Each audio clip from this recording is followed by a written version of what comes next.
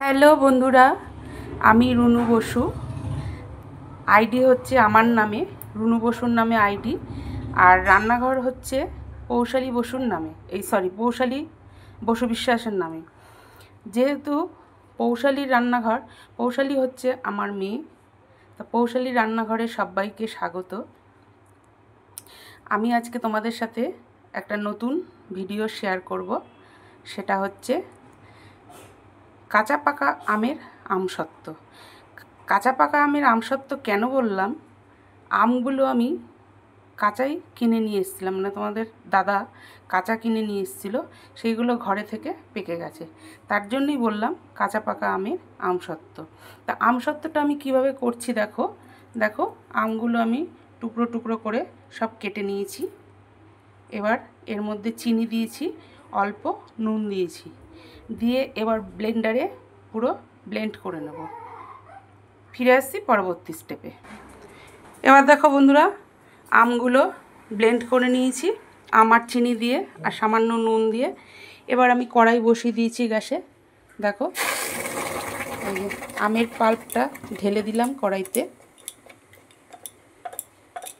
এবার এটাকে নাড়তে হবে খানিকক্ষণ। নাড়তে নাড়তে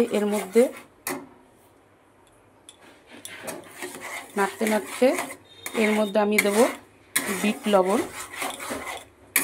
সামান্য একটু কাশ্মীরি লঙ্কার গুঁড়ো, একটু কালারের জন্য দেবো কাশ্মীরি লঙ্কার গুঁড়োটা। ফিরে আসছি পরবর্তী স্টেপে। দেখো বন্ধুরা, কড়াইতে আমি নাড়তে নাড়তে এবার দিয়ে দিচ্ছি, দেখো বিট লবণ, অল্প বিট লবণ দিয়ে দিচ্ছি। এই দেখো কাশ্মীরি লঙ্কার গুঁড়ো, এটা কালারের জন্য একটু দিচ্ছি, দিয়ে দিলাম। এবার ভালোভাবে এটাকে নেড়ে নেব। অনেকক্ষণ ধরে নেড়ে শুকিয়ে ফেলবো জলটা।